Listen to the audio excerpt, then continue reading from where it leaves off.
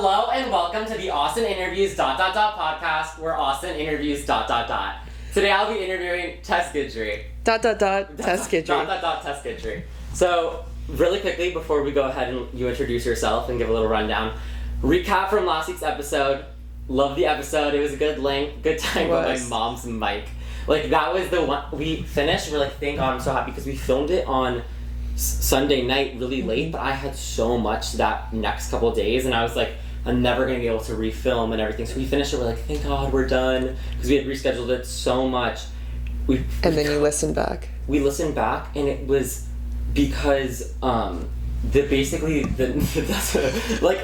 scared now, like shaking. But I ordered a completely new mic for hers. I think the issue was that I had already previously had that mic. It's literally sitting in that bin. I'd already had that mic, and there probably was some water or like something in it, like when I used to like game and stuff on YouTube.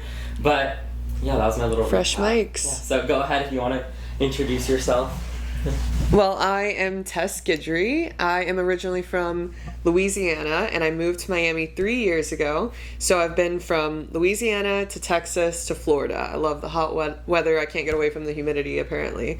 But here I am, now in Miami. I feel like a Miami resident, finally. That's the best resident out of everything. Yes. But like maybe a little bit of like where you started for dance-wise. Because, totally. Well, if you don't know, Tess has like the most iconic and like literally dream like dance like resume. Like, I don't know if the right word is, but I feel like if you would go through and be like, I went from here to here to here, like totally. Yeah. So I started dancing like most of us when I was 4 years old. And it really was just, I think my parents, I'm one of three. I have a sister and a brother, and they put the daughters in ballet, and we started doing it just as a hobby, but then it became really our life. And I danced in high school, and then I went to LSU, and I was a LSU Golden Girl. I danced for 3 years there. And then once I graduated, I was like, I'm not done. I'm not done dancing. I'm going to keep going. And I moved to Dallas to audition for the Dallas Cowboys Cheerleaders. And I ended up being there for 5 years. Oh, Jesus. The 5 years is the most... I know. We'll get into the show. We'll get into it. We're getting into it. But like after that whole thing, we're like seeing like after 3 years, the whole... That's insane. But also to mention, Tess is also my dance teacher and dance coach. So if you catch me saying Miss Tess sometimes, it's because it's just natural to me. But I have little key cards this time around, and we're just going to go through and start the podcast and Let's ask get some into questions. it. Let's get into it. So, path to becoming a cheerleader. This is where we're starting. What inspired you to become a Dallas Cowboys cheerleader, and what was your journey to like get to this point? So, specifically for Dallas Cowboys, it is crazy that the new Netflix show has kind of brought about a new wave of interest. Because for me, it was on CMT. It was the Dallas Cowboys cheerleaders making the team. It was the whole audition process. And that was super fascinating for me, not only as a dancer, but a sports fan and someone who grew up around football. I really was fascinated by this show. And at that point, it really focused on the trying out, the audition, the whole long 2-3 month process. And I watched it all recorded, and like, all of your mistakes, successes, and failures. That's my worst. Well, that's I my know. Worst fear. I know, and it's really a different form of reality TV, because it's not just this game show. It's I'm auditioning for this job, and if it's more than just a show. Once the cameras are gone, this is still going to be my career. So I always looked at it like, I could never do that. And watching these women go through this whole process, like, that is insane. I would never be brave enough to do that. And then she was. As you get older and you have more experiences, you're like, okay, maybe I should challenge myself to do that. But I can't say it was something that kind of fell into my lap. It wasn't something that I had always grown up wanting to be a Dallas Cowboys cheerleader, which I think for maybe more local girls or girls who had grown up in Texas or had more of a connection to it, for me, it was always kind of in the back of my mind. Yeah. And then when it came time to, all right, am I going to continue dancing, or am I stopping now that I've finished with college? Because I feel like in terms of dance, like Dallas Cowboys Cheerleaders is like the Olympics. Like it's the Olympics of like if you were to like be a swimmer, like what to get there is like the most intense thing. Sure. The selection process. And I feel like they captured. That's the difference. Is like you mentioned like a really good point that it's checking out the camera. That before you capture the audition process, and that is like obviously one of the most exciting and like stressful parts of the show, and you're like, oh my god, I was rooting for that and this and that. But then it's like once the audition process is over, like even though the cameras aren't rolling, like the job continues. Right. And I think that's like definitely like an interesting aspect, and I like that we see a little bit more of that like through the Netflix series, and like people posting on Instagram, like getting ready before game day. Totally. And I love that. I was just like stalking a whole bunch of old, and it says followed by Tess Guidry, followed by Tess Guidry. The mutual friend. Yeah, it's all the mutuals, and it's just like all the profile photos is just blue and stars, blue and stars, blue and stars. I love that. So we saw a little bit on the show and the both new and old show about like how the audition process worked, but from like an edited camera view. Like for you, what was it like waking up and getting to the AT&T Arena? Yes, so I knew that I wanted to start my audition. I wanted to start my professional audition experience with Cowboys. Yeah. And I didn't expect to make it the first year. So actually my backup plan was Dolphins because I've always been drawn to Miami. So I was like, okay, if this doesn't work out, next stop will be Miami. Maybe I can gain some experience and maybe come back to Cowboys, because that just personally for me was like the ultimate goal, at least from a professional cheerleading aspect. But I did fly out to Dallas and just hope each round, like, am I going to make it through the next one, because it is a really long process, and you can't really capture that in a episode or even one season of how long it really feels when you're there. Yeah. So first round, at that time we were auditioning at the stadium. I think now they either do it in Frisco at the headquarters or they're in Arlington, but first round was in person at the stadium. And you could be there for a day and get cut in the first few hours. But each time I was, okay, there's my number. Okay, there's my number again. Okay, she called out my name. It was like each time I was like moving forward. And then you have to move. And you're like, okay, 2 months. Let's see if I can make it through the summer. And it's a lot. It was definitely the most challenging thing I had ever done, because I think most auditions, you show up for a day or two or even a week and you just have to be on it. You just have to be locked in for a week. For this, you have to be locked in every day for months. And it's awesome though, because that's when you really get to see, when will people crack? Do they crack under this pressure? Do they crack under an interview? What is it that's going to make them, either really thrive and keep going, or is this going to be too much? Because you're right, once the cameras are off, this keeps going. The audition might be done, but the pressure gets even more intense. So it really reveals who's the most well-rounded and ready for this job. And I think the only way to test that is by over and over test that. Test that. For, that long. And like that brought up like a question for me, because since you went through auditions and for multiple different things, from from the beginning all the way till Dallas Cowboys Cheerleaders, now being the person that's having the auditioner, what is it? The person sitting on the other side of the desk. Right. Like, how has your experience shaped the way that you're going to either take someone on your team or not have someone on your team? Totally. I think I was hoping that you'd ask about that, because now I am on the other side, and there are so many things that now, being the adjudicator, being the person who's selecting, I wish I would have thought of or understood that perspective auditioning, because I think a lot of it would have helped me be less nervous, and just thinking like, oh, people want you. You're rooting for people. You want them to succeed. Yeah. And even as someone who's judging or scoring, whatever it is, you're rooting for those people to do the best. You're looking for successes, not mistakes. And now going back, I wish I could tell myself like, okay, just have fun, show them that you're confident, you're eager to learn, you're enjoying this, not so much, I have to be perfect. Yeah. I can't make a single mistake. That's like for me, that's how I feel like when I go into an audition or something, it's like every time you mess up, you're like, oh, that's the thing they wrote down. Yes. That's the thing they wrote down. But, like, in reality, it's that they're writing down the thing that you did right before that when you just killed that note, or when your leg was right there in your head. Like, that's what really, like, I guess changed my mentality. And still, I'm not on the other side of that. Of that. Like, when I am auditioning, you gotta think of it's like, do your best at your best parts, and then when you're, you know, if you do make a mistake, which in your head you make a lot more mistakes than you really are doing, that is not the thing that they're really going to remember. They're going to remember the best part of it. And like I totally want to go in and have fun, but at the same time it's like the most nerve, because we hold ourselves to a high standard, and we want to be perfect, but then you think you don't see the people who you are watching. You're like, oh, she just had a perfect audition, like he just killed that. But they also made mistakes. And from a judging standpoint, if I see the person I already want on my team make a mistake, I'm like, oh, well, it's okay. You know, like I brush past it because then I'm waiting for them to kill it again.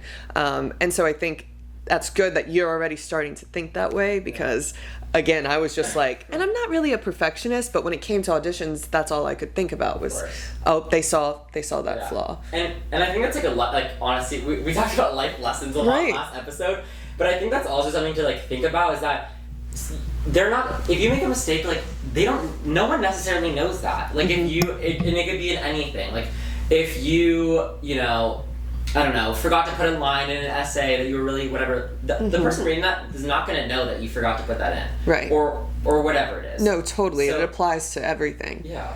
And then, sorry, go ahead. we're chatting. We can talk forever. Oh, okay, so, do you have a point, or we can move? Well, I was going to say exactly what you're tying in, that it's more than just at a dance audition, a vocal audition, whatever it is. It's going to be a job interview. It's going to be anytime that you feel that pressure or that moment that you have to like, kill it or really prove yourself, the people on the other side, the audience, the interviewee, the, you know, people selecting even college applications, like you're saying, reading an essay, like they are rooting for the success. And if you start thinking about it more from like an audience perspective, that's also the judge's perspective. So I agree. It's more than just trying out. It's in all aspects of life. Jeez. And what does like a typical day for you look like as someone who's auditioning? And then also, like, what does it look like getting ready to watch an audition? Like, what's that kind of get ready with me day? Like, okay. So from which side? I guess let's start from like the dancer aspect. Okay. Yeah, because I want the notes from that. I think you do have to. It's such a physical thing, dance, but you have to be in the right mental headspace. And for me, something I realized affected me a lot was the setting of where I was going to be sometimes distracts me.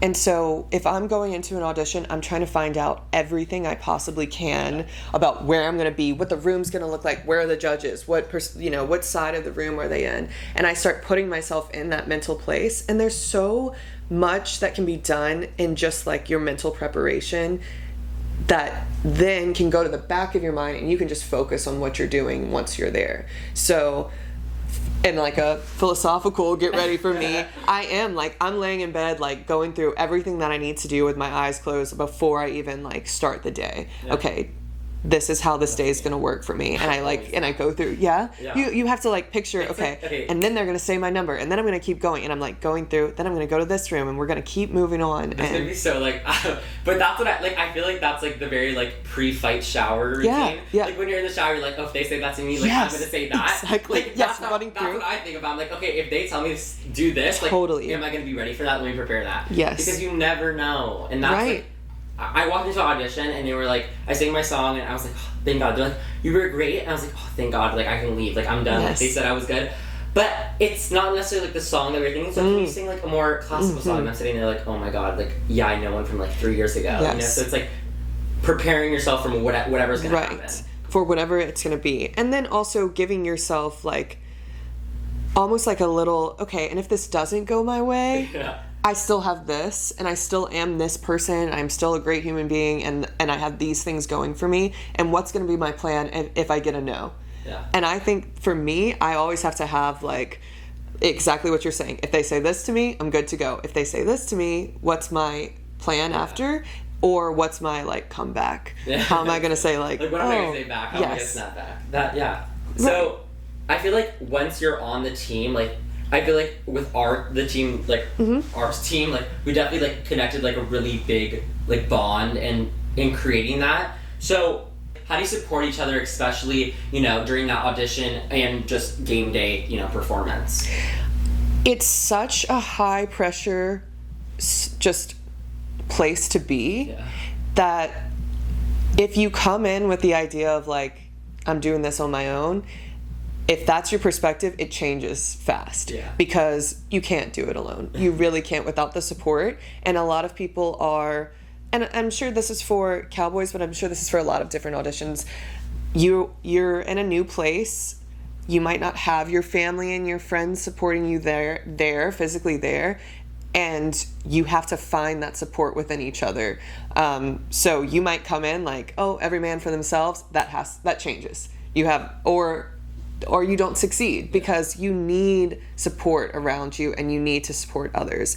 And I think even if you try to do it on your own, you're like, there's going to be a moment where you realize, I need these people and I need the support and we all are going through it together. It's also like this, your same performance, same team, like it's because that's the difference. It's like, it's once you're on the team, it's a little bit less of the competitive nature. Like you can drop that side and it's more of a, like, let's all be, you know, I guess you're more competitive for the team itself. Like you're like, let's all have the exact same hand up at the same time and like really clean. And I feel like that is like the support you want to give. We talked about like how it have to be like what is it, correct, like something criticism, positive criticism, like constructive we got criticism. I'm like keep on like looking back at the monitor trying to fix myself, but like constructive criticism, that's like more of a positive, you know, I guess outlook to like help each other. I always say, like, the quote that says, if you want to go fast, go alone. If you want to go far, go together. So like, quote. And it's true, especially for a team that is so competitive to make. If it's truly your dream, then you're going to audition again. Even if you get told no the first time, the second time. But if you want to make it, you keep going, and you know, I'm there for 5 years, and I didn't expect that. But it was not. If I would have just kept isolated to myself, we did it. If you would have kept isolated to yourself, then, you know, maybe you burn out quicker or you run out of steam, and you need those around you, those people around you. So I think even though it might seem competitive, what they show with the audition process, even during that time, like, you have to turn to each other. And it's such a big team. I mean, it ends up being 36 people, 36 dancers all together. To work that well together, you have to have that support system. Now like we're gonna transition to like your like experience. Like, is there any experience that's like really memorable for you that was like something that you experienced while dancing on DCC or just like in your dance career in general? Well, as I talk about making DCC the first year in college, it took me 3 auditions before I made my collegiate team. And I had grown up dancing and was training and always did it. So, and that was kind of at the time my identity. I was a dancer. And that's not what I went to school for, but once I was there, I was like, okay, I want to keep dancing. What is this? I don't know where this came from, but anyways. Here you go. Fell off the mic, but okay. Throw it away. Yeah. Hopefully we don't need it. You have a spare I think it was like one of the connector pieces. Sorry. Can you still hear me? Yeah. So, at that time, it seemed like the worst thing in the world. But had I didn't make the team, and then I ended up doing a sorority. I ended up making a lot of friends. I ended up changing my major from journalism to PR. Like, all of these things happened. Everything happens for a reason. I know. And then I make the team, and I realize I learned all these lessons in not making my collegiate team and thinking that was the worst thing ever. Yeah. But then I was prepared when it came down to auditioning for a professional team. That changed the course of my life forever and my career. And if I hadn't learned those lessons then, I don't think I would have been prepared for that audition. And I knew, like, from the get-go, once I made the decision to audition, I was all in, and I was going to do everything that I needed to prepare and be there and be at my best. Yeah. And those things, if I hadn't learned it my freshman year of college, I wouldn't have applied it then. And then that would have been an even more or greater heartbreak, I think, in my, like, adult dance life. But then I somehow made it the first year and didn't, I really do credit all of the lessons I learned then. But as far as a moment, once they did announce the team for Dallas Cowboys Cheerleaders that first year, it was like the greatest feeling of, like, it's kind of like those like college videos, like where people get into college, exactly. Like, it's because it's so exciting. You worked so hard and in order to get somewhere, and then that, like, acceptance is just like the acceptance, right? Yeah, and like the work that you put into it, and you feel like I really earned this, and it wasn't handed to me. I worked so hard for this, and it is a great feeling. And I don't know if I've, once I did retire, and then I they call it retiring from performing. But then at that point, I loved the experience so much. I knew, okay, I want to keep around this, and even if it's from a director or teaching standpoint, like, I'm not ready to leave it yet. Yeah. So. But I guess, like, going from that, like, I think advice to anyone, and it doesn't have to be specific in, like, the world of dance or anything, because really it comes with everything, like, dealing with those nerves. Like, you have a certain strategy before you get an answer or before going into somewhere, like a job interview or whatever it is, whatever you're doing. What's, like, something that you do in order to, like, deal with those nerves and kind of get over it? Like we said, preparation, like, the more prepared you feel, the more confident you'll be that day. And then afterwards, however it goes, whatever, the end is, you still feel like, well, either they had a spot for me or they didn't. Yeah. Either this was the school I was supposed to be at or it's not. But I know that I brought my best to the table. And then it gives you, you find that piece of, like, well, then it wasn't meant to be, and it wasn't because of lack of preparation or, oh, I wish I would have done that, I wish I would have done that. Because no matter what, it's never going to be the perfect audition, the perfect application, but as long as you feel like I did everything I could from my end, whatever happens on the other side, you can't control. But I do think, like, showing eagerness, enthusiasm, like, people like to be around people who are excitable. Yeah. So if you're in an audition or an interview, here we are, then you will, like, emulate, I guess, that energy of you want me around. You want me to be in your classroom. You want me to be on your team. You want me to be there because, like, this is what I can bring to the table. And as long as you can show that in whatever time you get, whether it be one day, 1 hour, or 3 months, you want to, like, show I am eager to learn, I'm ready to be here, and this is also what I can bring. Because I feel like a lot of the time, like, yes, the things that you've done in your past and, like, your resume and all the things that you're doing are important. Totally. But I feel like if you walk into the interview and you're like, here, I went to Harvard, I went to this, and they're, like, great, and you're just kind of, like, a dud the whole time. Yes. Like, they're not gonna, that's not what someone's gonna want to work at. Right. So I feel like the personality and the outgoing and hard work aspect of it is just as, or if more important in that, whatever you're going for. So that I think that, like, it's super important to go in, like, maybe if you don't feel your best with what you brought, but to have a positive attitude always is something that I wish I'm gonna look for. I know the questions that we're gonna get into, but let me just the one that you want. Oh, the ones that I want. Okay, this is a new segment. But I was like, let's just start with. I guess we already started, but let's start with a segment that we introduced last time. Okay. Like the little. We're still deciding on the name. It's either the "What are you into right now" or "What are you doing?" Okay. Because let's get more. Because we just talked a lot about career, but like let's get more into the life of Tess Guidry. Okay. So what, like, hobbies or activities are you, like, most into right now, and, like, what is bringing you joy that's aside from career?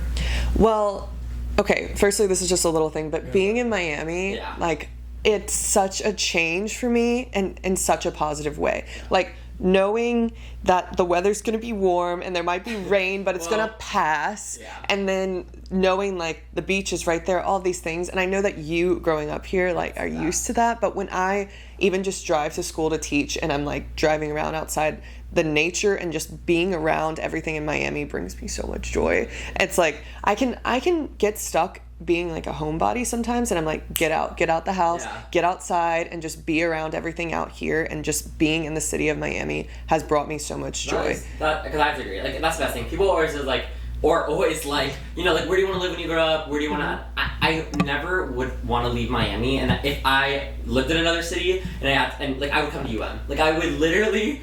Because I just feel like Miami is a constant, there's always something to do. Like, at any time of day, because during the day, you can go to the beach. If it's raining, there's so many indoor activities. Yeah. I feel like it's endless. And of course, at night, Miami, that's what, you know, we're kind of known for. So I feel like that's, like, definitely, I feel like Miami is just, like, sort of its own activity because there's just so much to do, and I have to agree with that. But so that's new for me. I mean, I know it's the same for you, but, like, it's just makes me happy to be here. And I don't think I would have moved because I moved to coach at UM, and it couldn't have been just any college. Like, it had to be UM. It was like either you know, maybe I would return to LSU or I'd be back around Louisiana. But when the job opened at UM, it was like, this is it. Like, the timing of this is perfect. There's a Formula 1 race there. Let's go. And that was my next thing. If there's a hobby, if there's something, an interest for me that's out, my hobby.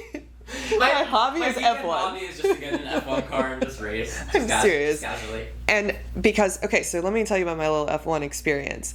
It started in Texas. How did it start? Because we danced at the F1 race in the Grand Prix in Austin. Oh my God. And I had never been around anything like that before. And the first, I was picturing, I don't know, NASCAR. I don't know what I was picturing. But then I showed up and we performed like on the tarmac at the start-finish line.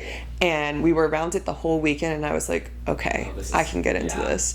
And that's kind of where it started. Then I moved to Miami and they started racing Miami. And it's like, now I feel like F1's followed me, and I just love it. And there's a race this weekend, and I'm here, so I didn't watch it, but I'm like not opening my phone, not getting on Instagram, don't want to see any results, anything. Oh my God. Now, I also, like, when you see, like, you know, it's such an exciting sport, and it is. Oh my God, I just shot it. But and like, it's the best thing about it is it's something that you can follow everywhere. Totally. Not only can you, it's a sport that travels around the world, and you can travel to see the sport. But it's also something that, like, it's something that you're so into because you're just rooting for what team, what country, what racer that you really want to go for. And, like, especially, like, you know, when you see, like, Charles Leclerc and, you know, like, and Lewis Hamilton, and you just get so invested into the racer's life themselves. And I definitely have to say, like, that's definitely been the personal part of it, too, For sure. There's, like, also, like, I feel like with DCC, like, we have now the new show, and have you seen Drive to Survive? Mm-hmm. Okay, so, like, I feel like that's similar. Very similar. It's like it brings more fans. For sure, for sure. And you can definitely follow that because my brother and my dad have always been big fans, but I feel like for me it was hard to just jump in by watching one race. Right, you needed the personal human side of it. Like, I'm just watching you on a car, I don't even know who's in what car. Right. You know, and it says, like, the 3 last letters of your last name, and I'm like, Ver who? Mm-hmm. You know, so it's like, Ver who? Imagine. So, like, I feel like watching a show for that really got me introduced into that. And you just would cut into a new point. Also, I could literally put it in, like, a little segue. Hopefully, you know what I'm saying? Like, hopefully by the time, this is not it, I'm just letting you know, I don't know why I just started the mic. But hopefully by the time, like, for that, like, I want to have, like, sponsors go in. So last video we talked about Diet Coke sponsoring.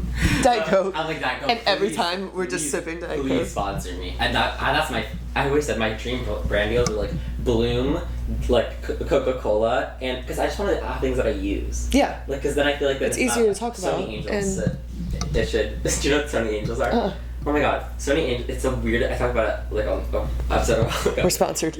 Guys, okay, we'll go back to what we just said before, but I'm just going to explain to her really quickly. Tell me. Sony Angels are, like, these little boxes you buy, and they have little babies with, like, different, like, okay, this sounds really weird. Basically, it's a little figurine. Okay, and I think I know what it is. A baby with little wings, and it's like a mystery box, and you open it up, and the head of the baby is like a different fruit, a different animal, different something. Okay. I was literally gonna put them on my. So many angels. Sony Angels. Okay, I think I know what it is. Okay, yeah. Like, what I'm picturing. trendy. Yeah. Okay. A lot of people have them on their phones. Like, you look outside, like they're on my car screen. Okay, I know what it is. Yeah. Put it on the mics. Until they sponsor me. Until you sponsor me, you're not getting on my mic. I'm just kidding. Okay, so back to our hobby talk. If you could learn a new hobby or start something new today, like, what would it be? Because because I feel like the issue is like you always want to start something new, but then it's just like comes with time and like stuff. So yeah. Okay, well, in high school, I took a sewing class. I talked about that in my last episode. Did you really? Okay, I didn't even... My new thing is... It's not original. No, it is original, because I want to get into it. My new thing is that I want to learn how to, like, really sew. Okay. Talk about it. Well, but I, like, wasn't great at it. Like, I thought I was going to be... Yeah. I thought it was going to come natural to me, but it was difficult. Yeah. And I think whenever it comes to, like, hands, arts and crafts things... it's like more challenging for me to be patient. Yeah. But I feel like you would thrive at that.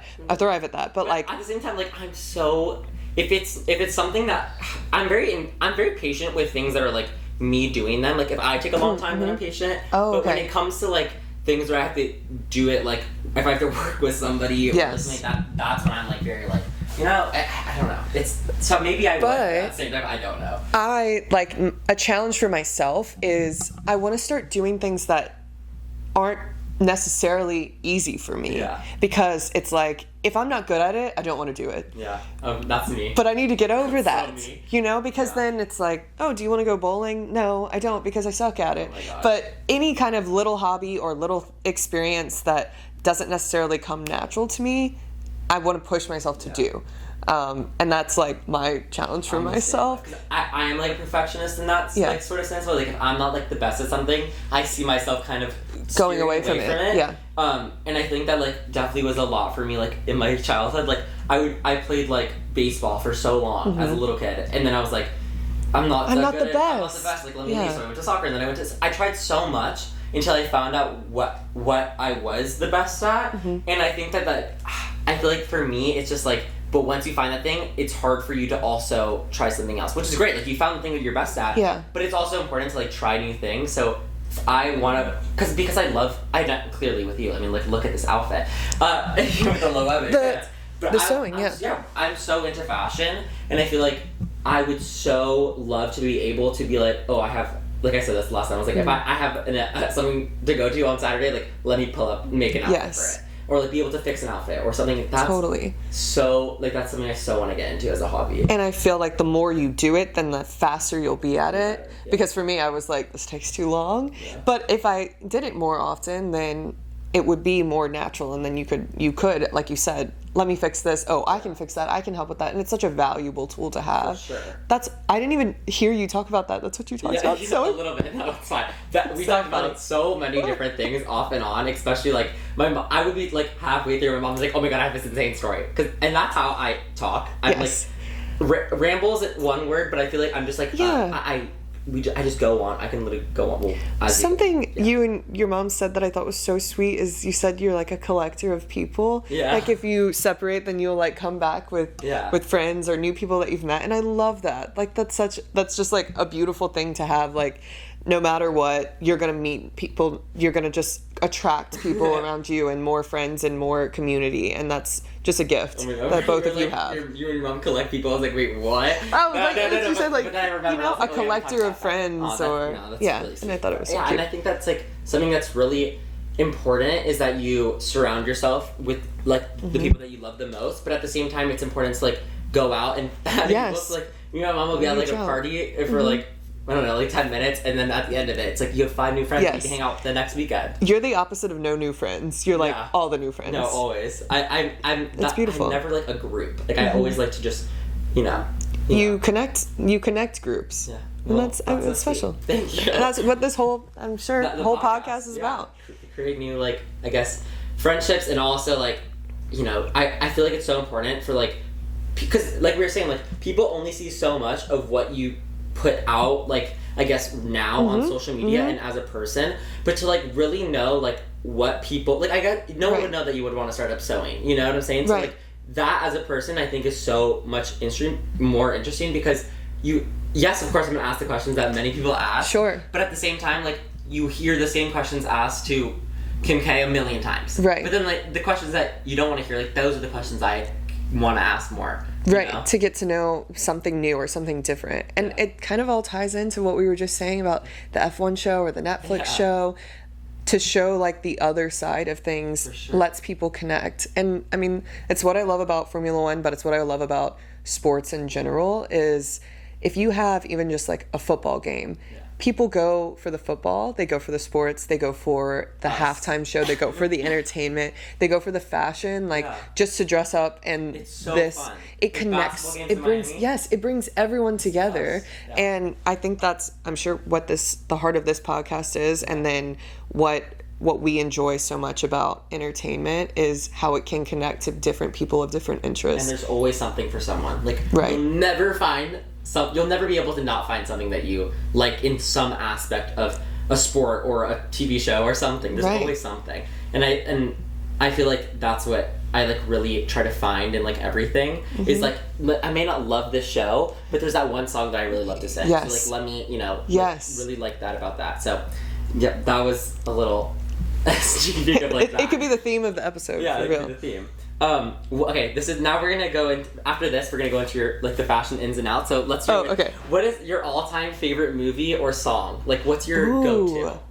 Okay, well, we're about to get into October, and I already have my Halloween napkins out there. Oh yeah, no, I'm like holding off putting everything out, but I definitely like spooky movies. Same. Spooky girl. I like horror movies. Have you seen Blink Twice? No. Oh. Let me write it down. Okay, it's not like your traditional horror film. Okay, have you seen Saltburn?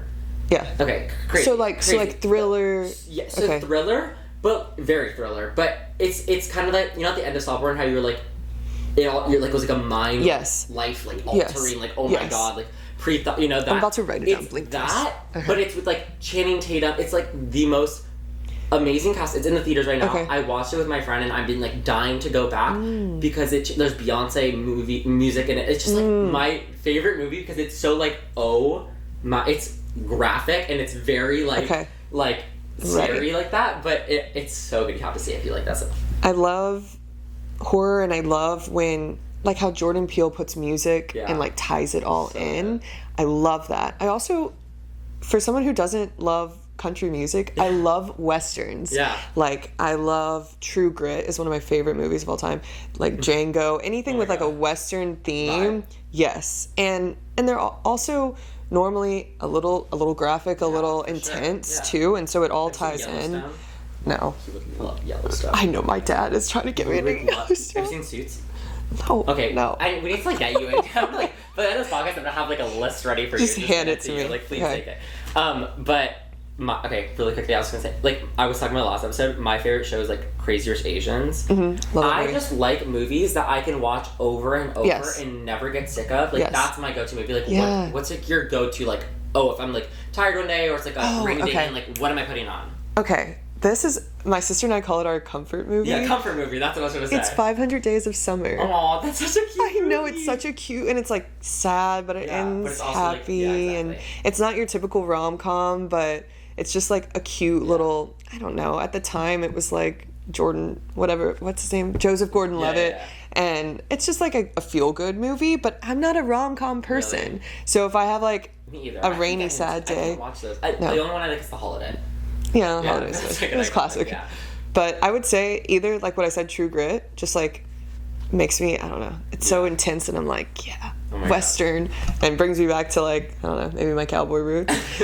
And then if I had to pick a rom-com, it's 500 Days of Summer. Those are my comfort movies, I'd say. And then your songs? My songs. That's the hardest question. For movies, I can answer right away. Like, my comfort movie in the back, like, I can't watch sad movies. It's like a thing, like, I literally...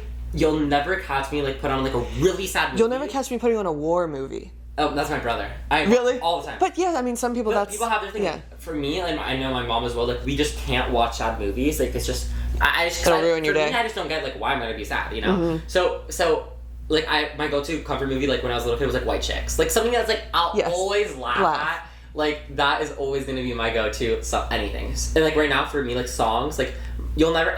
It's very rare that my go-to song will be something very soft. Okay. You know, like before, I think was like "Guess" by Billie Eilish and Charlie XCX. Like I'm going to the concert. Yes. I'm so excited. Wow. Yeah, I'm really excited. I know you wouldn't miss it, but it's on my cousin's birthday, so I'm convincing her to have her thing during the day so that I can go after. But that like you'll always see me like Beyonce, like that out. Just anything that's like really like poppy, that's what I gravitate to. Like, what's your style of music or like, And like, let's see. You literally what I've been putting up. Your little what I've been putting on Spotify or Apple Music. Spotify.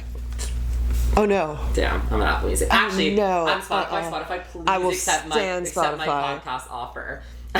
Please, guys, I'm working on getting this podcast on other podcast streaming services because I feel like right now, like, it's on YouTube, and I feel like that's very good if you want to see the visuals, which obviously you should see the visuals. I mean, look at us. But I feel like I get what you're saying. Yeah, I want to be able to like have it on Spotify and that. So I'm currently working on that. But well, you better.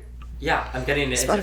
So, Spotify. Actually, I love you. Apple Music. Also, I love you too. Like, please get me on your podcast. I mean, get my podcast on your podcast channels. But did you find your song? Well, I've like lately, like I think like I love Troye Sivan. Yeah. And I love Madison Beer. And that was, oh my god, really? I love Stop. Madison Beer. Don't say you said it. I did last episode. But I was so, I wanted to do the spinning tour so bad. Mm-hmm. What's your Madison Beer song?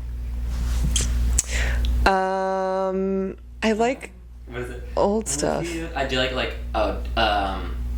you heard of her new album? Yes. Spinning. Wait, but there's one that Selfish. Make You Mine. I mean, I'm still not over it. It's the best song. That's my go-to, like, before I'm playing it too much, but I'm still not over it. But that's my issue, is I play songs too often. Like, it's very... I listen to the same playlist over and over and over, and now I'm, like, getting scared that these songs are starting to, like, not sound as appealing to me. Oh, but you just, like, have to, like, put them away for a little bit, and then I have, like, a musical theater playlist that I shuffle. Exactly. Like, get my brain. I was crying on the way to school. I was listening to Hamilton sound. So you can't do it. It's so embarrassing. You can't do it to yourself. It's not even that sad. I was listening. Act 2 is pretty sad. Yeah. I was listening to, oh my god. Not Help, but, oh my god, what's the song called? If I go back, like, in my most recent, like, Hamilton will always be. It's always. Let me just, like, a quick little, like, refresh. Yeah. Let me listen to the whole show.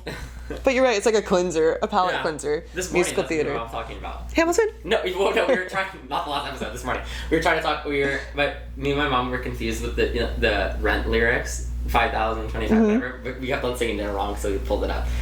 Hold up Rent lyrics. Yeah, pull up the lyrics. Amazing. But yeah, I feel like music is like such a big, like, well, also for dance. Like, I feel like dance has also like broadened my like music. Yeah. I'm also listening to like things that I would never normally listen to. Sure. For dance aspects because of like the different styles. I like this summer I got into like a little bit more like swing and like very jazzy. Oh, okay. And I'm listening. Do you know who Samara Joy is? No. She won 2 years ago, I believe, the Grammy for Best New Artist. Okay.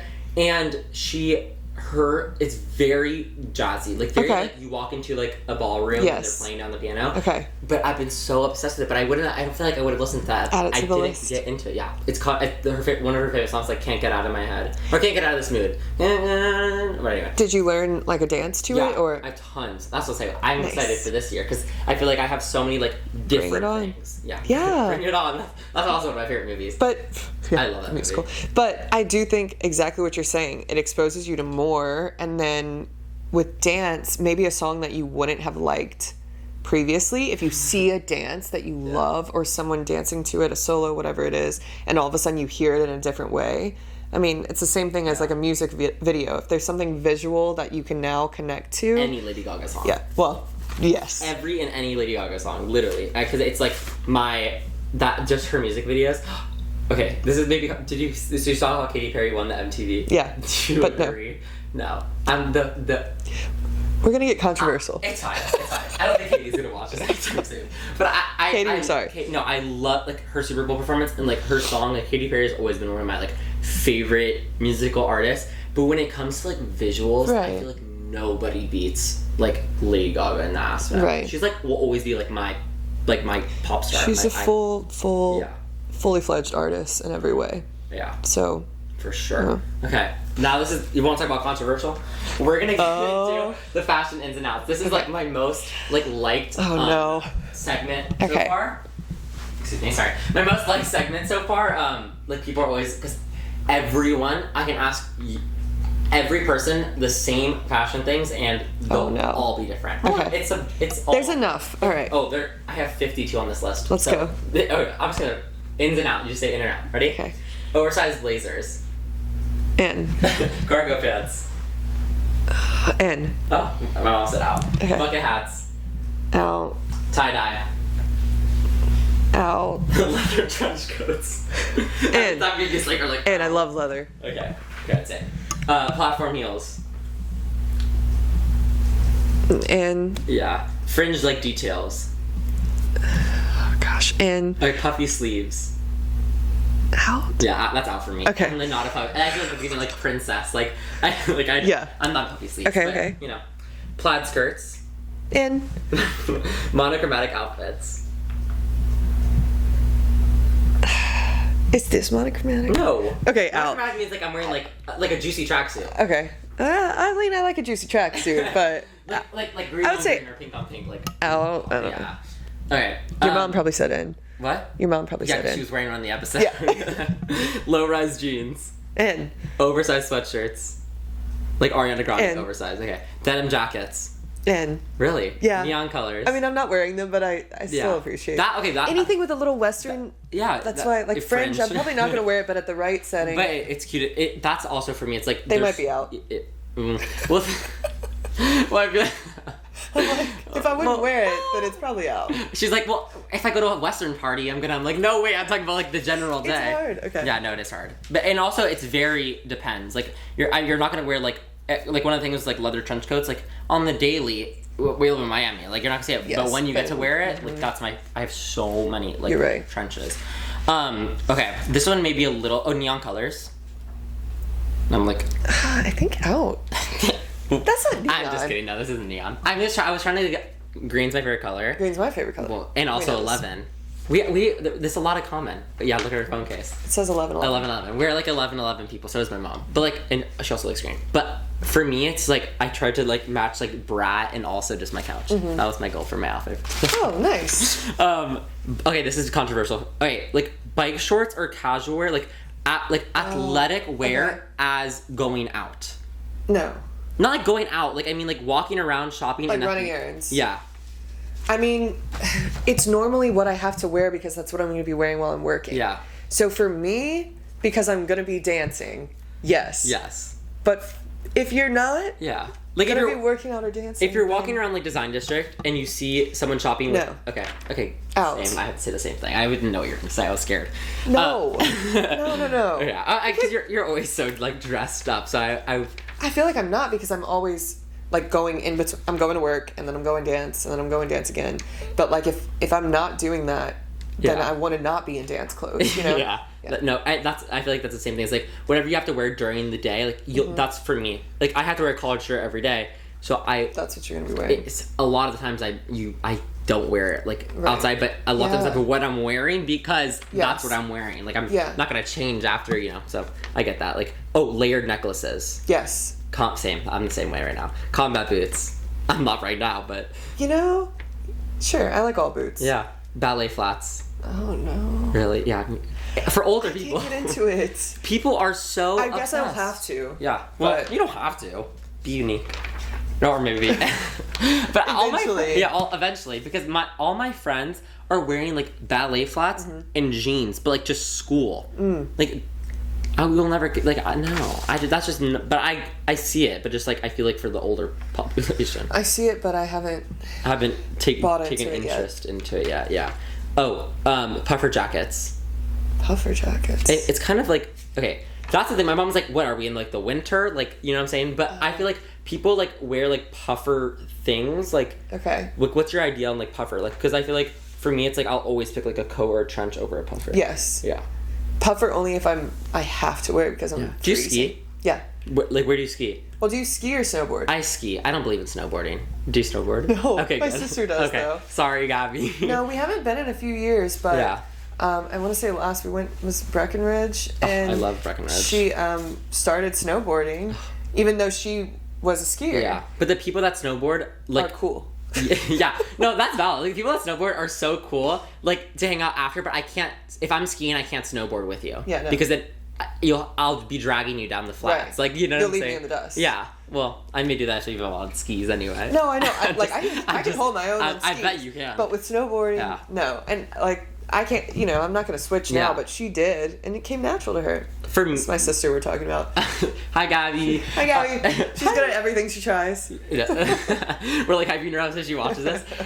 What's it called? For me, growing up, like we'll get it back into this really quickly. For me, growing up, like every vacation was like a ski vacation. Like, is there something that you guys did as a family that was something that you did during vacations? We always... it was my dad's goal to bring us to all 50 states before we were 18. Did you? So, no, we stopped because we got really serious about dance, but I've been to all but 5. So oh my god, what towns 5. have you not been to? Washington, Oregon. Okay.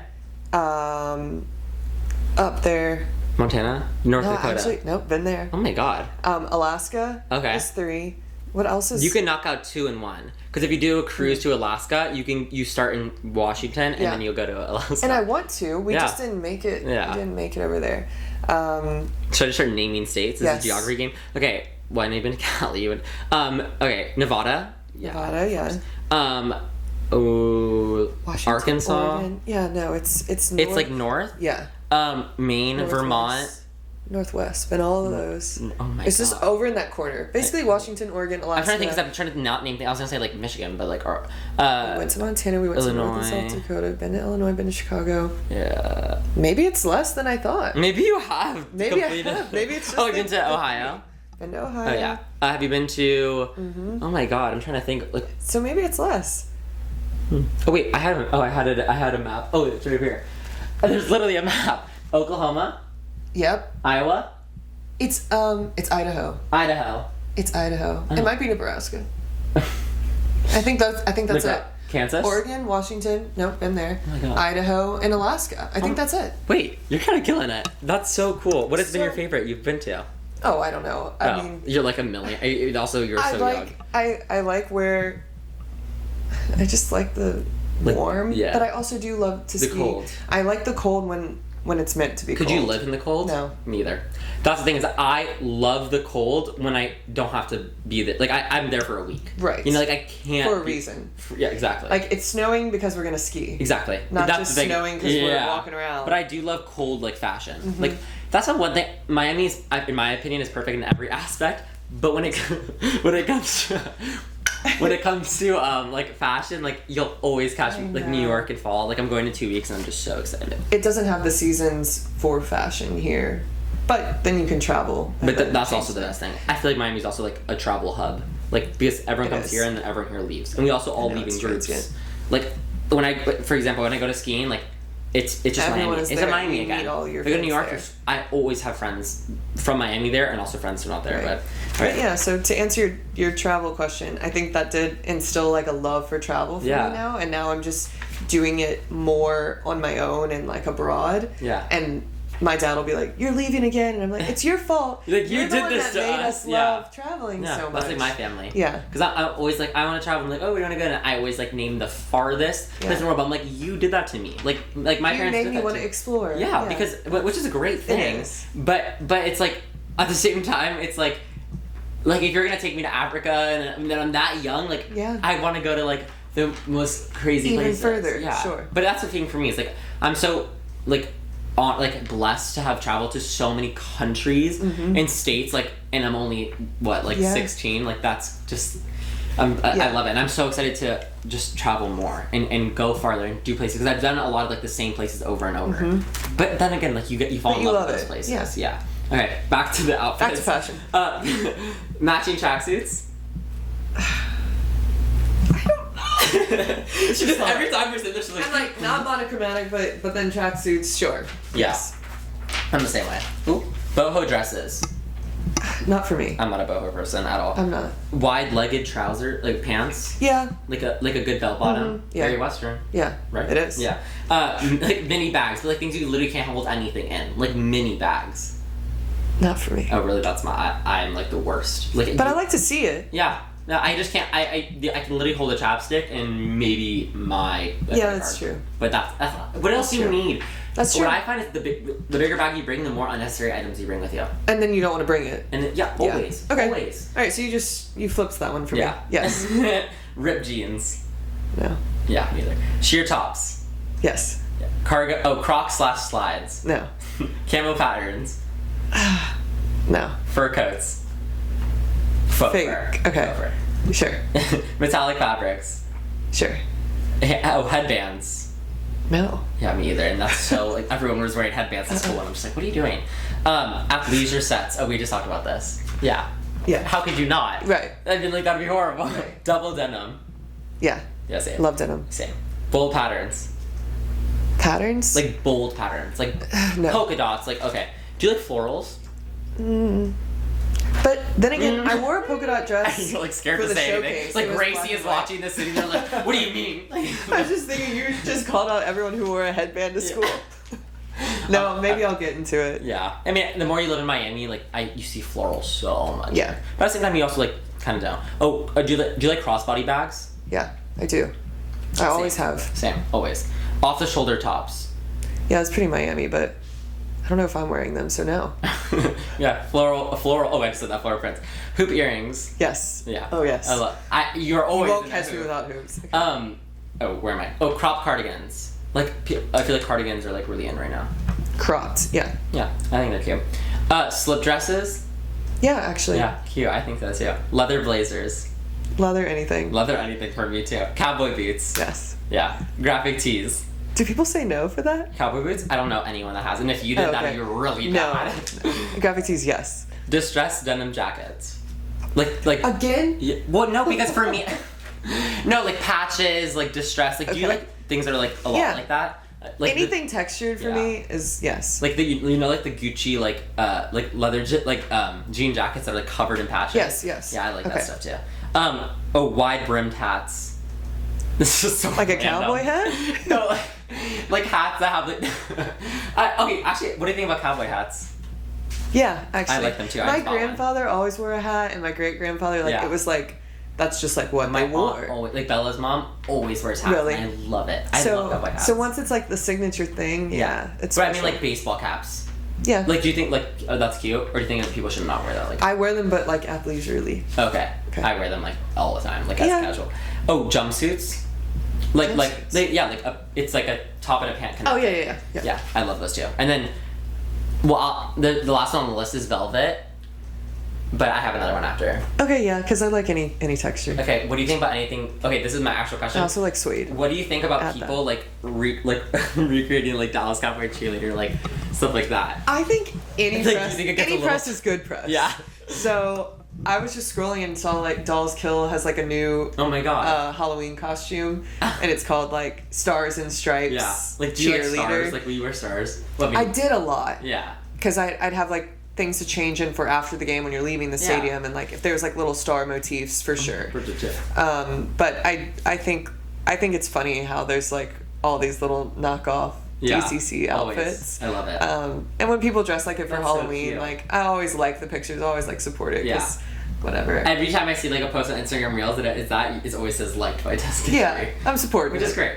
So now we're gonna transition out of that and go back to like. So from dancing to coaching, I think that was like because that's where I jumped into the story. Yeah. Dancing to coaching. And so you're talking about like going from being a captain. Yes. How that like a little bit about how that was the responsibility of kind of being a coach as well. I think I always had a love for teaching dance and wanting to share, and as new like waves of auditionees came in, I always wanted to help them and share like any tips or anything that helped me. And I just started moving in naturally into more of like a coaching role.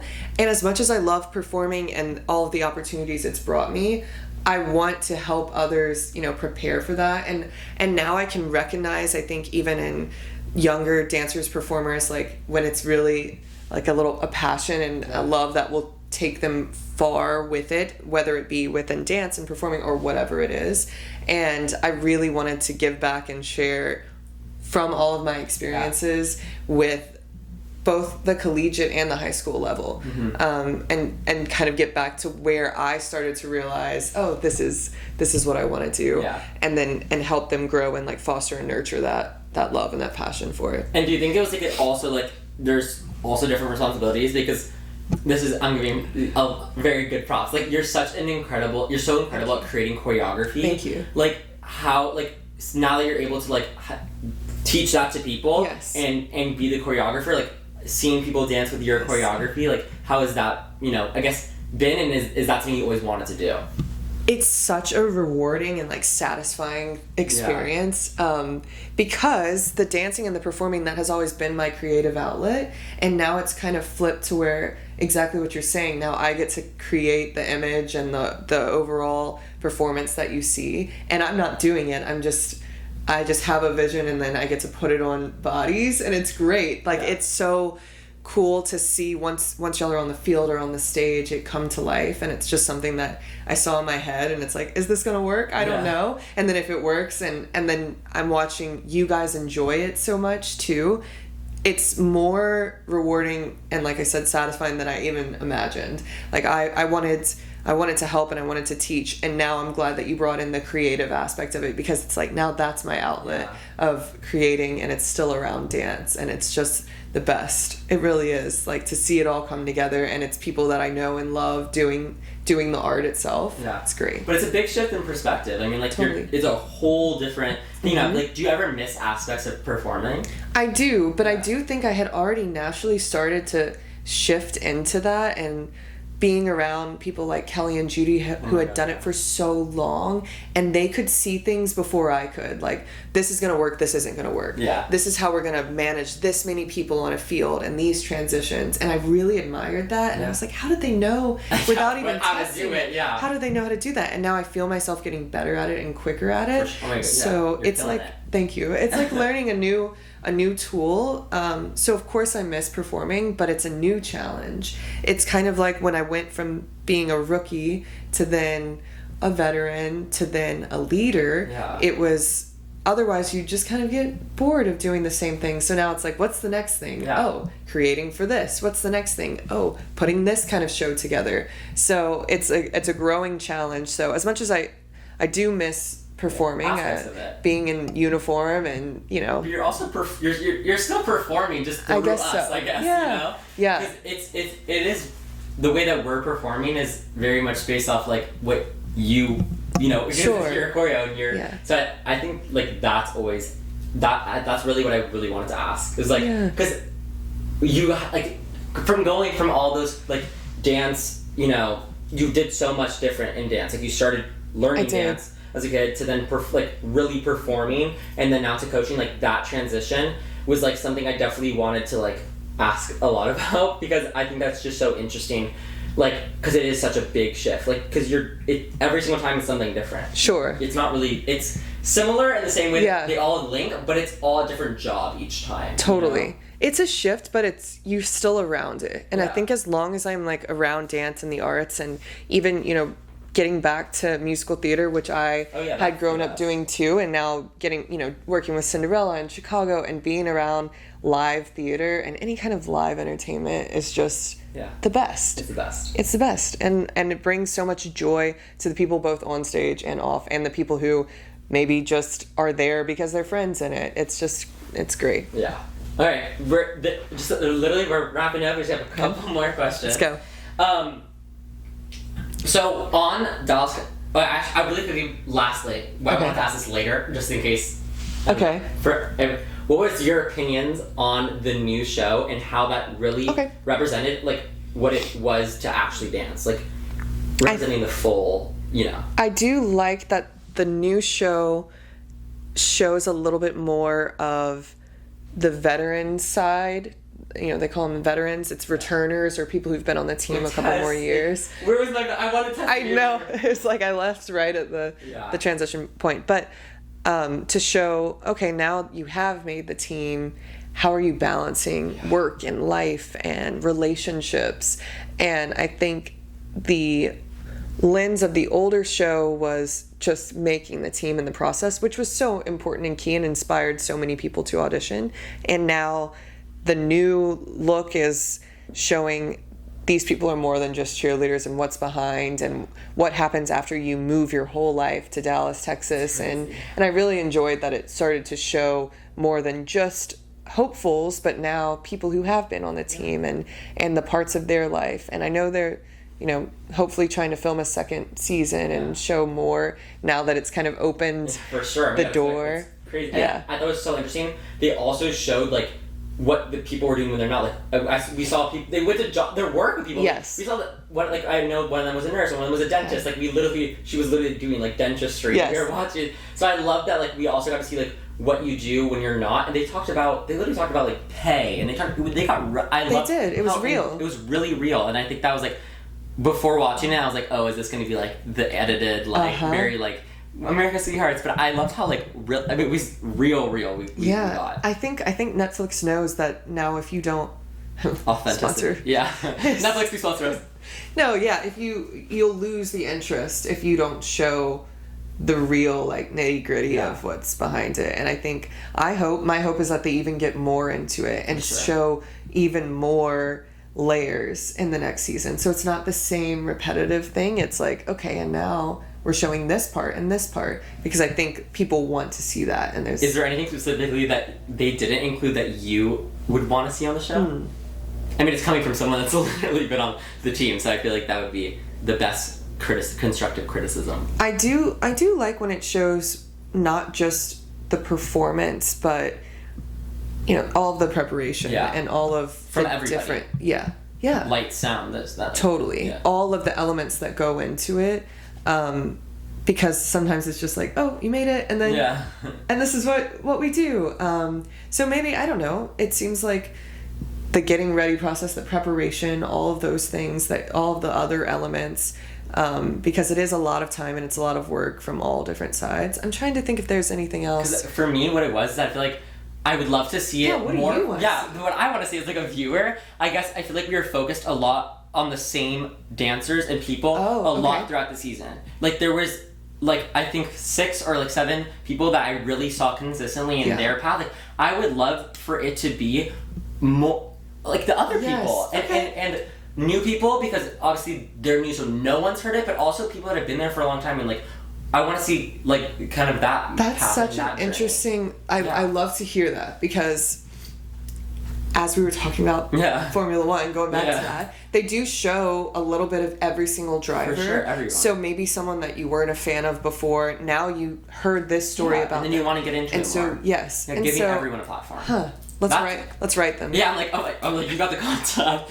Like, for real, because there's 36 members of the team, which is a lot of people. It is a lot, but I think you can focus on more than just 6, main characters. Everyone has a story. All my friends, but to show all those different.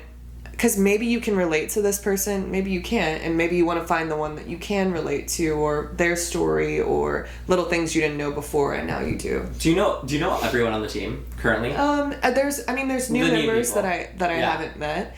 But I had a wedding this weekend, and I just was home and got really to see quickly. I wanted to talk about this. Okay. Speaking about weddings, like DCC weddings are like the #1 most trending thing on TikTok. That's so funny. Because if you guys don't know, which you guys obviously all know, like at a lot of these weddings, a lot of the cheerleaders who are invited will perform. It's always like Thunderstruck, right? Thunderstruck, yeah. Thunderstruck at the wedding. Like that is.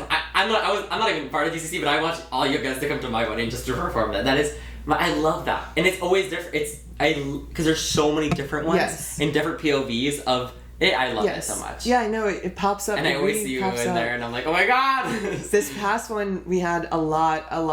The girl who got married, Rachel, she is from Dallas. Oh my god. So she had so many Dallas friends, and anyone who still lives in Dallas, and it was a huge performance that we did, and they sent formations before because there were so many. We had to kind of prep parts and counts beforehand. So you're still performing. Oh gosh. No, not really. But I love how close everyone still is. Like totally. Always. Like I feel like I always see you. That's very real. We were in Orlando. We were in Orlando for Universal, and wasn't there someone that performed with you on DCC? Was that person? For what? We were at Universal for a dance intensive, and then you were looking and you saw that someone else was at Disney, and weren't they also? Oh yes. Yeah. So it's like everywhere you go. Yes, totally. Yeah. And we were trying to meet up. I was like, "What are you doing, Maggie?" Yeah, that's so funny. I can't believe you remember that. No, I remember. Yeah. I was like, because we were at. And I saw you saw the story, and you thought that they were also at Universal at the same time. Yeah. But I think that's so cute that there's always somewhere in every totally. state. Like, always somewhere, someone everywhere, because you can always connect to that. And I love that. Absolutely. That team is still, like, a team, even though totally are. some of you guys have retired, or some of you guys are still on, so I love that it's, like, we pact. all came back into Dallas just for this wedding, and I think exactly what you're saying, wherever you are. Like, now I'm the Miami rep. Like, if anyone is passing through, they're going to let me know, and it's like, That's the best rep to be. Like, everyone comes here. It's true. Yeah. But no, it was really like no time has passed, and that's very real. The sisterhood and the community that they talk about, it withstands. Yeah. Well, and now we're gonna get to like the last couple of questions. All right. I was like, the last couple. We've been here for like 2 hours. Where do you see yourself in the future? Because you've already have completed and accomplished so much. Thank you. So what's next for Tess Guidry? I know I keep saying how much I like Miami, but it took a second for me to feel not like a brand new person visiting here. I'm starting to feel like I have a place here, and now that I'm coaching at UM and coaching on a high school level as well, I just want to get more into the arts community here. Being dance, but musical theater, dance, acting, just there is so much community around arts in Miami specifically. And there's so much opportunity for like it being improved. Yes. So like exactly. definitely to like, I feel like there's so much in Miami that around the arts, like for sure. But I feel like we've only kind of really started. Yes. And I feel like that's something we definitely need to like advance. And I feel like especially already like with UM, like I was scrolling through, I was like looking at like Tess Guidry stuff, and it's always like choreographed by Tess Guidry and this and that, and I see like all of these dancers for UM like all post and this and that, like, and I love that now because I mean, and obviously social media is like a blessing and also like can be a curse, but I love that we're able to see so much of the arts from the individual through that, and I definitely think I have to agree, like Miami is definitely it's getting somewhere. It's getting there, and there's opportunity to grow, and that's so cool that you recognize that too, because now I'm like, okay, now it's on me to take these experiences and all of the different perspectives that I have on dance and the arts, and now grow it too, because it did so much for my life. So like, let me give back on an even bigger scale. So maybe it is, where I see myself in the future is being even more involved in dance and the arts on a community level. Yeah. Because I attacked the college level, and now I'm in high school. What more can you do? Because you also are now doing stuff with the Dolphins. Yes, which a is little bit. Insane. Yeah, like that's really going back to like NFL. Yeah, so like totally. I think that's also like you went from, you have NFL to college and then high school. So I love that you're really a part of the journey in every kind of category there is, which is like the best thing. Literally ever. So trying to like go back to it, and giving back, but also making it. I don't want to be in just one. Connecting everything. Just one. Yes. You're totally. the connector, literally. Oh. But you are. I feel like you're like everything is linked kind of through you. Not kind of. Everything is linked through you. Well, I'm hoping. In your teaching and your choreography. Well, thank you. I'm hoping to really do that even more in Miami, because I felt like Dallas, that was the thing to do, to be. Dallas Cowboys Cheerleader opened a platform to the community. Sure. So it was more than just dance. It was all of the other aspects around it. And so now I want to find that here as well. Yeah. But so this is one of my other questions. Okay. Well, thank you, first of all. Just like thank you. Kind of, but if you weren't a dancer, because you've been dancing since you were little, like what career would you want to pursue? I guess that's where I was trying to connect it. I was like, because now all this career in dance, like what would you, if you didn't do all that, like what would you want to do or have done?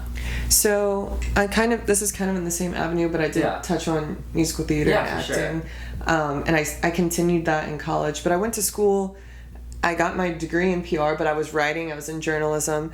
I enjoyed all of this as well. But then I kept up. I was in the theater program, I was in the dance program, I was still doing all of those as well. When I was younger, I competed with horseback riding. Oh my god. And that's a something... Equestrian sleigh, that's crazy. Whenever I go back, I still, like back home to Louisiana, I'll still try to ride, and I love like on a totally different hobby. That's so cool. I love animals and being around that, and it's still an athletic thing that is outdoors, and it's with animals. And so I think in another parallel universe, maybe I would have also done more with, honestly, horses. Equestrian. Yeah. You're a horse. You're a Western horse girl at heart. Yeah. You see, it all does. It all connects. It all connects. She's like, even though I'm dancing with the most like what we consider like the Western team. It is. Yeah. It is.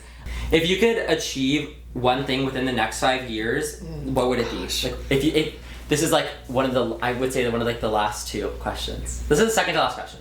In the next 5 years. In the next 5 years, like, what's one thing you really want to like accomplish or get done?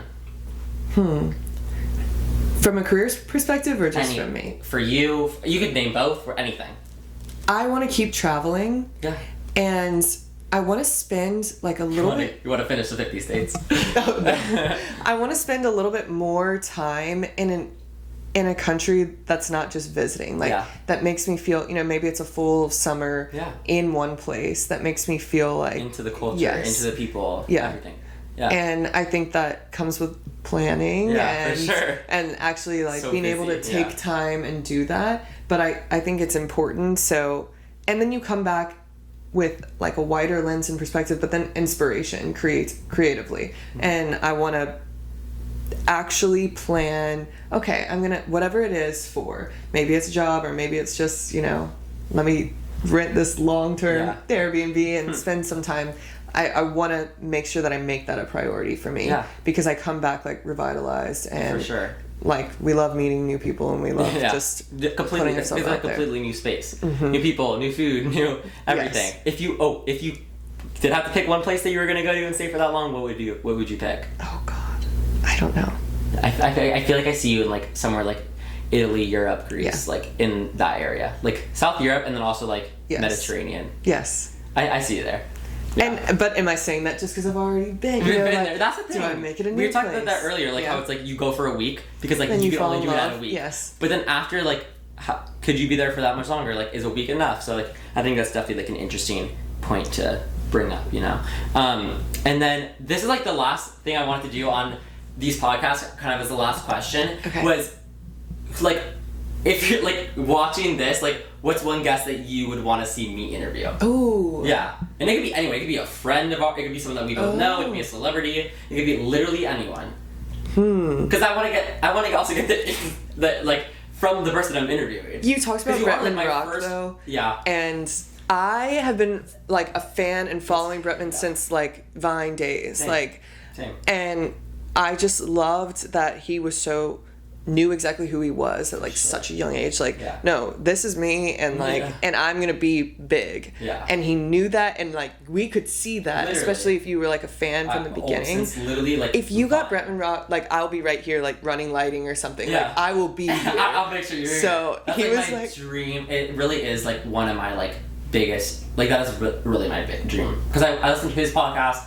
Weekly. I watch his videos weekly. I like Instagram stories. Like he really is mine because it's everything that I love doing. Yes. Personality, like in that filming, traveling, fashion. Like that's why I really wanted to. But I definitely picked you as my. You're my first real like guest that I'm not related to like on my podcast because I feel like I definitely wanted to start with one, someone I know, but two, like someone that I wanted to definitely know more about on like a personal level because. Thank you. I'm so happy to be here. Us, like, it's very, like, it is a lot about the dance, but I wanted to get that, but at the same time, like, you have such an interesting story that I would, as you can tell from now, as shared, that, like, I definitely wanted people to know more about in that, so, yeah. I feel like that was, like, my little wrap. The thing is that it feels so weird to end a podcast because we could just keep going for hours and hours. But I don't want to get like literally like YouTube's gonna be like your video's too long. But no, thank you so much for coming. Thank you so much for having me. As soon as you said I'm doing a podcast, yes, it was the best response time ever. Yes. I texted her, I was like, hey, would you like to come on? I was like instant heart message on the. Yep, I'll be there. You're like next Sunday, yes. Oh, I'm here. No, but thank you so much for coming. I can't wait to see where it grows. I will be a subscriber. Like no matter, I just want to see like what who are you going to bring in? Where's it going to go? What's going to end up being? I know you say, I want to talk about everything, but there's going to be a time where I feel like it's really going to find exactly like what this podcast is about. Yeah. And it's going to be so fun to watch that like unveil itself. Because it's definitely growing, like, I mean, this is like, it's so crazy to think that I started almost 3 weeks ago, 2 weeks ago, like, posting, which is because it feels like I started like literally this week. Yeah. But at the same time, like, as I'm going, I'm also like figuring out like what I like, what I say. I'm starting new segments every single time. So fun. Things that I like, because I want that to be something that people can expect and come back to every time I have a video. But at the same time, like, also I want to find out what's the most fun and what's the best thing I can do on the episode. So yeah, that was like my goal. Can't wait to watch. If you want to go ahead and plug your socials or your Instagram. Oh, sure. You can do that. I'm at Miss Tess Guidry. So he said Miss Tess, but that's kind of something that we like. It's followed me, Miss Tess. I think it just like rolls. Podcast I was like Tess. Like I can't say that. Like but my friends call me that too back home, and even when I got to Dallas, they were like, Miss Tess, she's back. So yeah, it's at Miss Tess Guidry, and I think that's across on everything. Yeah. And then for me, hi. So you can follow me everywhere at Austin Interviews, which is just well, actually, you can find me everywhere on Austin Interviews, but it's a little specific. On Instagram, you can find me at Austin_interviews. On TikTok, you can find me at Austin_interviews. And then on YouTube, it's just Austin Interviews, as well as go ahead and follow, like, and subscribe to the Austin Interviews ... podcast here on YouTube. We are working on getting this platform onto multiple different platforms, like Spotify, Apple Music, and the podcast app. Go ahead and make sure to comment down below, comment who you want to see on this podcast, comment questions you want me to ask, and just comment. Why not? Anyways, thank you so much for being here, Tess. Hey, thank you so much for having me. Thank you. Great. Bye. Bye.